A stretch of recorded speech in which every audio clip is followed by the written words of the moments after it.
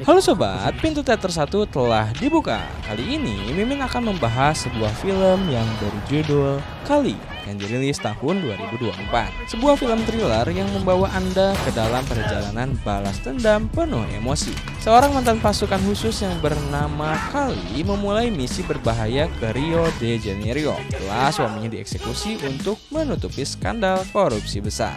Dengan darah dingin dan keahlian tempur dan tekad membara, ia menghadapi musuh-musuhnya dalam permainan mematikan penuh intrik dan ketenagaan. Lantas bagaimana keseruan film ini?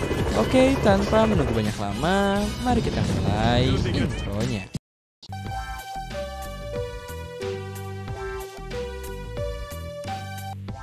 Scene pertama, scene memperlihatkan seorang wanita. Wanita ini adalah mantan anggota pasukan khusus Prancis bernama Lisa, yang 6 bulan lalu sedang menjalani konseling dengan seorang psikiater. 6 bulan sebelumnya, dia kehilangan anaknya karena kanker, yang membuatnya sangat tertekan dan akhirnya memutuskan untuk pensiun dari pasukan khusus. Psikiater tersebut bertanya di mana suaminya, dan Lisa menjawab bahwa suaminya bekerja sebagai agen bea cukai yang ditempatkan di Rio de Janeiro. Suaminya sudah 3 bulan tidak pulang dan baru besok akan kembali ke rumah. Dokter itu ingin menghiburnya, jadi dia bertanya bagaimana Lisa bertemu dengan suaminya. Lisa menceritakan bahwa dia dan suaminya menjalankan misi bersama melawan teroris, dan sejak saat itu mereka jatuh cinta. Kemudian akhirnya mereka menikah dan memiliki anak. Anak tersebut meninggal 6 tahun lalu. Di Rio de Janeiro, Eric, suaminya sedang diburu oleh anggota kartel yang dipimpin oleh seorang pria bernama Pixo. Eric mencoba melarikan diri, namun akhirnya tertangkap dan dibunuh beberapa jam kemudian. Di kantor intelijen Prancis, seorang agen bernama Romy baru saja menerima kabar tentang kematian Eric. Dia segera pergi ke rumah Lisa untuk memberitahukan kabar tersebut. Romy mengatakan bahwa Eric tewas dalam baku tembak melawan pengedar narkoboy yang dipimpin oleh Pixo.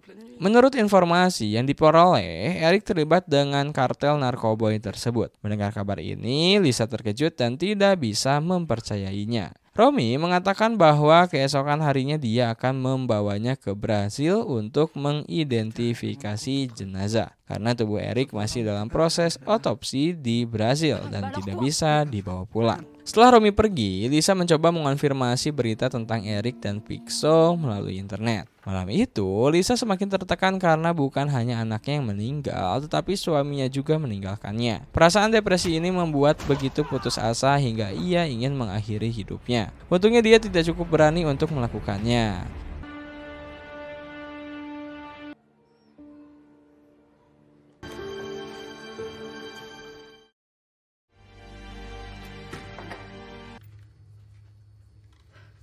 Saat sedang dalam keputusasaan, dia secara tidak sengaja menemukan pil tidur Eric yang diproduksi oleh perusahaan farmasi bernama Ada. Lisa memutuskan untuk menelan dosis besar pil tersebut, berharap ia mati.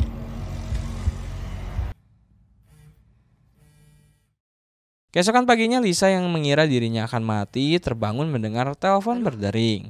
Lisa terlihat terkejut karena dia seharusnya sudah mati. Namun ternyata dia baik-baik saja meskipun dengan sedikit pusing. Setelah itu dia menjawab telepon dari Romy yang memberitahunya untuk bersiap karena dalam 2 jam mereka akan berangkat ke Rio de Janeiro.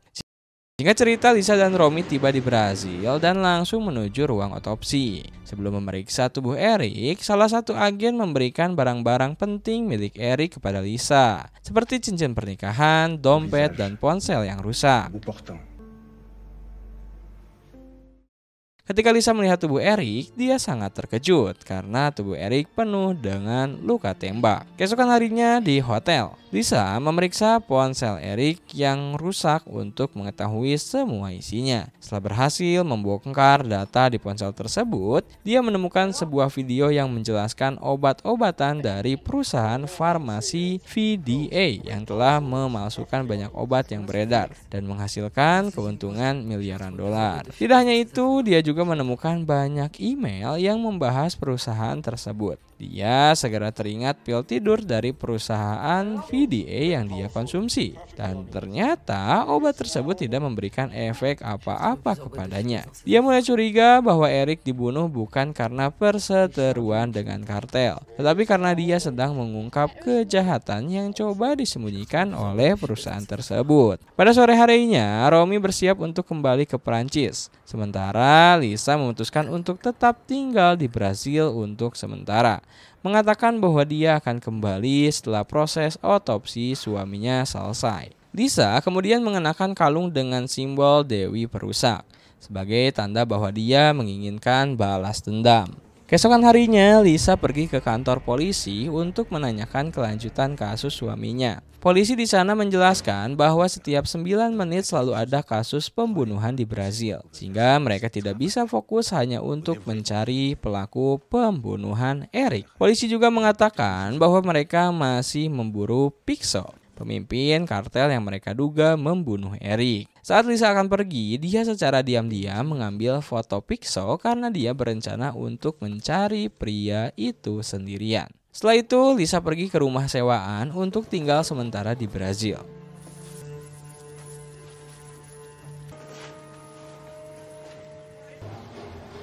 Pada pagi harinya, Lisa secara tidak sengaja melihat seorang pengedar senjata yang menjual narkoboy kepada seseorang. Dia turun dan mendekati pengedar itu, bertanya di mana dia bisa membeli senjata. Pengedar itu yang tahu Lisa punya uang segera membawanya ke pedagang senjata ilegal yang menyamar sebagai penjahit. Penjual senjata itu bertanya berapa banyak uang yang Lisa punya. Setelah Lisa mengeluarkan tumpukan uang, wanita itu segera memerintahkan asistennya untuk mengeluarkan beberapa senjata. Namun ketika wanita itu melihat perilaku Lisa, dia curiga bahwa Lisa adalah seorang polisi. Jadi dia memerintahkan asistennya untuk menyerang Lisa. Ketika asistennya berhasil melumpuhkan Lisa, Lisa bertanya di mana dia bisa bertemu dengan Pixo. Wanita itu akhirnya memberitahu Lisa bahwa Pixo adalah pemimpin kartel yang berasal dari bagian timur kota dan Lisa bisa menemukannya di sana. Beberapa jam kemudian, Lisa membeli mobil dan pergi mencari Pixo.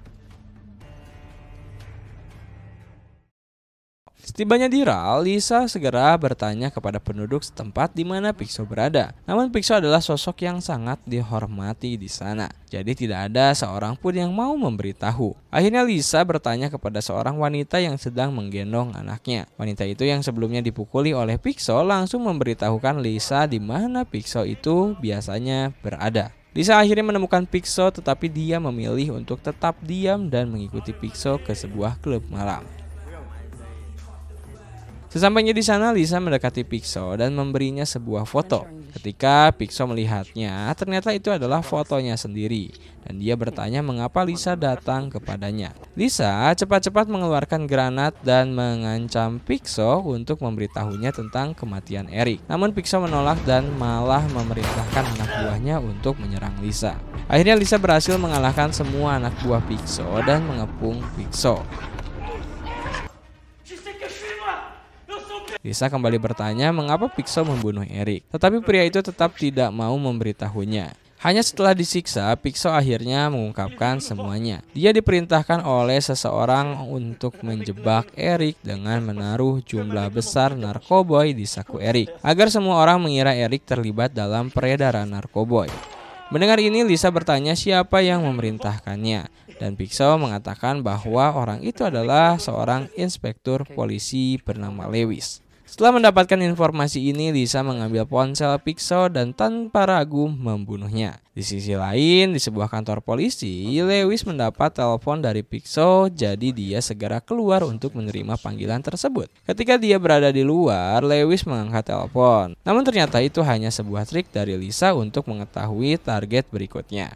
Setelah itu Lisa secara diam-diam mengikuti Lewis untuk mengetahui di mana dia tinggal. Keesokan harinya ketika Lewis keluar dari rumahnya, seorang bocah pengemis meminta uang darinya. Lewis yang merasa tidak nyaman langsung menyuruh anak itu pergi. Namun bocah itu malah melemparkan tanah ke arahnya. Lewis kemudian mengejar anak itu ke sebuah gedung terbengkalai dan terjebak di dalamnya. Dia menyadari bahwa ruangan itu dipenuhi dengan patroli dan pada saat yang sama Lisa muncul dan mendekatinya. Ternyata Lisa telah membayar anak tersebut untuk menjebak Lewis.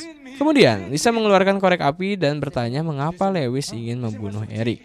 Lewis yang takut akhirnya mengaku bahwa dia hanya diperintahkan oleh seseorang bernama Arturo, seorang pengusaha yang memiliki layanan pendampingan untuk orang kaya. Alasan mengapa dia membantu Arturo adalah karena Arturo sering memberikan dana kepada polisi. Lisa meminta ponsel Lewis untuk menghubungi Arturo. Setelah diberi ponsel, Lisa melemparkan korek api untuk membakar dan membunuh Lewis sebagai bentuk balas dendam. Pada malam harinya, Lisa menyelidiki Arturo dan kemudian menghubunginya dengan berpura-pura ingin menyewa layanan dari perusahaannya. Keesokan harinya Lisa pergi ke kantor Arturo dan berpakaian seperti orang kaya. Asisten Arturo langsung memberitahu Lisa untuk pergi ke kantor Arturo karena namanya ada dalam daftar pertemuan Arturo.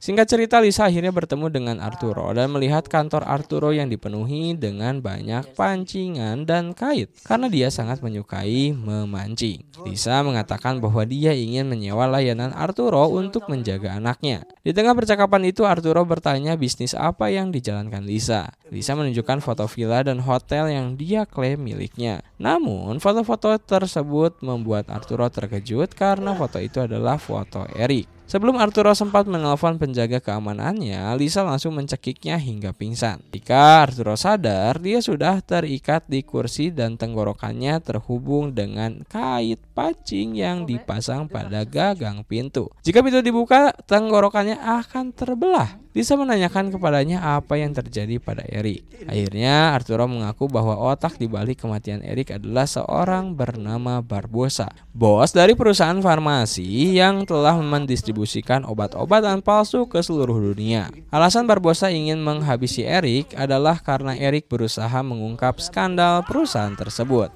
Lisa kembali bertanya di mana dia bisa menemui Barbosa dan Arturo menjelaskan bahwa Lisa bisa bertemu dengan Barbosa melalui anaknya, Junior. Arturo kemudian memberi informasi tentang Junior. Setelah itu Lisa dengan hati-hati meninggalkan tempat itu dan mengunci pintu dari luar. Tak lama setelah itu para penjaga keamanan Arturo datang. Mereka menemukan pintu terkunci dan karena tidak tahu apa yang sedang terjadi, mereka membobol pintu dan masuk ke ruangan. Ketika itu kail pancing menarik tenggorokan Arturo dan membunuhnya.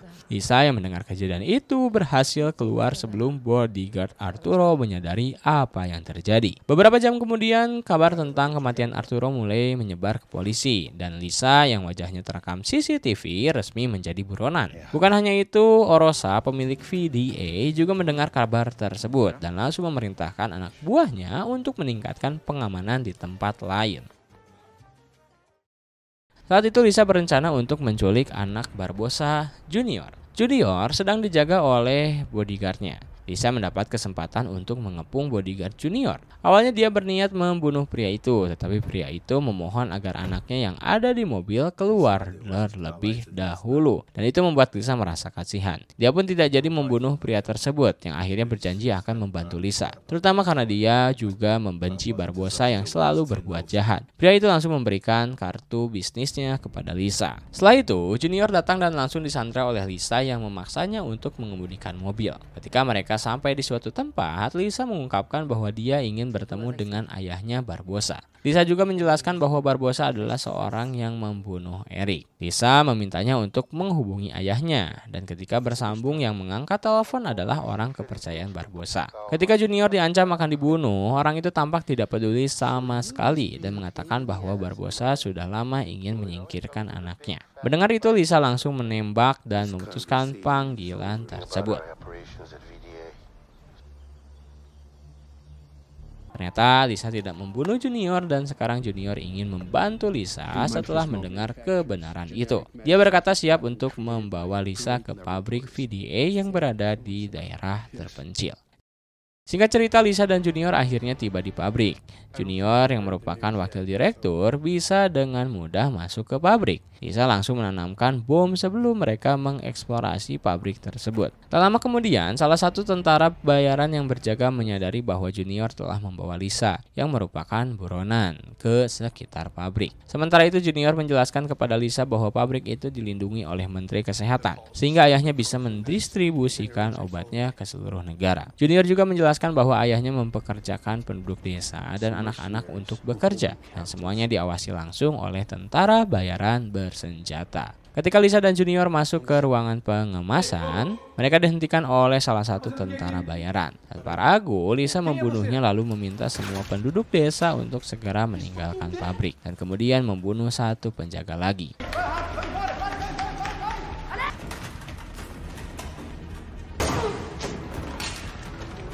Setelah itu Lisa meledakkan setiap ruangan di sana dengan granat. Perang akhirnya pecah antara Lisa dan tentara bayaran. Sayangnya dalam insiden itu Junior tertembak. Junior yang merasa tidak akan selamat meminta Lisa untuk memberinya granat dan memberitahunya agar pergi secepat mungkin. Ketika penjaga mendekat setelah Lisa pergi, Junior meledakkan granat dan membunuh para penjaga. Tak lama setelah itu, Lisa tiba-tiba teringat suaminya yang sudah meninggal dan anaknya yang juga telah tiada. Dia memutuskan untuk menekan pelatuk bom dan meledak bersama bom tersebut.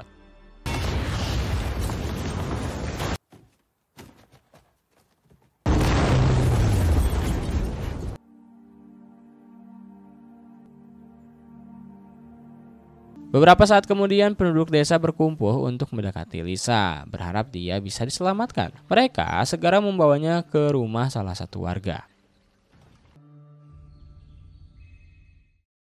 Singkat cerita, Lisa dirawat oleh seorang wanita dan putrinya yang kemudian memanggil dukun desa untuk mengobatinya.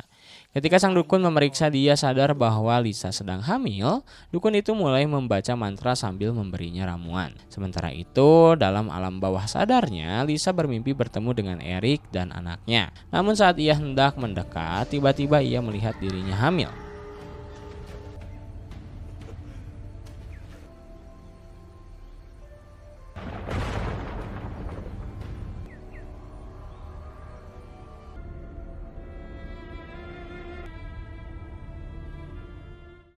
Lisa akhirnya terbangun setelah 12 jam pingsan, merasa kecewa karena dirinya masih hidup.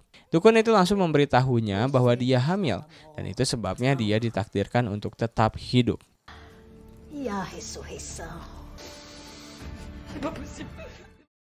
Beberapa hari kemudian Lisa mulai pulih dan berjalan-jalan di desa. Dia bertemu dengan penduduk yang kulit dan tubuhnya tampak cacat. Ternyata beberapa warga di sana dipaksa oleh Barbosa untuk menguji obat dari pabrik. Setelah itu Lisa mencoba menghubungi Aromi dan segera memberitahukan apa yang telah terjadi, termasuk dirinya yang kini menjadi buronan di Brazil. Aromi segera mengirimkan pasukan untuk menjemputnya.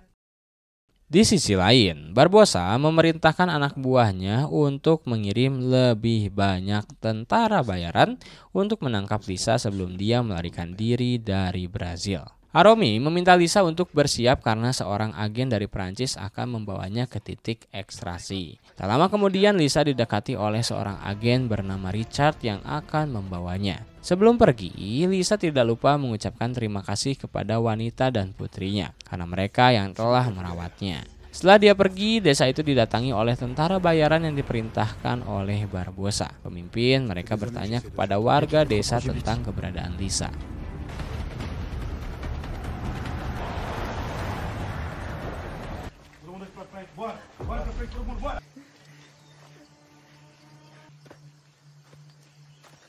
Dan salah seorang warga yang ketakutan memberitahu wanita itu untuk memberitahu para tentara bayaran di mana Lisa berada. Wanita itu yang putrinya diancam terpaksa memberitahu lokasi Lisa. 5 jam kemudian, Lisa dan Richard tiba di titik ekstraksi. Tetapi sniper yang berjaga di sana menyerang mereka. Untungnya tim ekstraksi datang dan segera menumpas sniper tersebut. Namun ketika tim mendarat, para tentara bayaran datang dan membunuh mereka.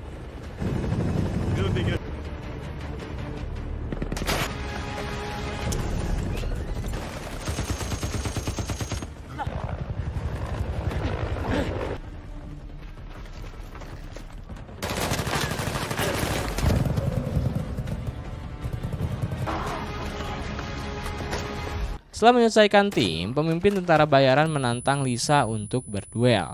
Tapi ini tentu saja kesalahan besar karena Lisa bisa dengan mudah mengalahkannya. Lama setelah itu, 2 helikopter datang untuk membawa Lisa pulang.